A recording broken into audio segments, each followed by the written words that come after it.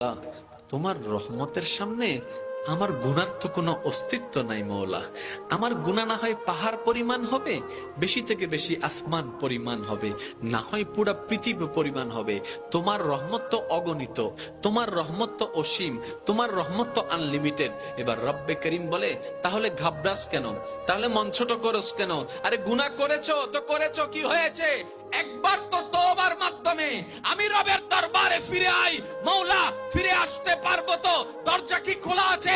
রব্বে করিম বলে, মরণের আগ পর্যন্ত, কিয়ামতের আগ পর্যন্ত, সূর্য পশ্চিম আকাশে ওঠার আগ পর্যন্ত দরজা খোলা আছে, দরজা খোলা আছে, দরজা খোলা আছে।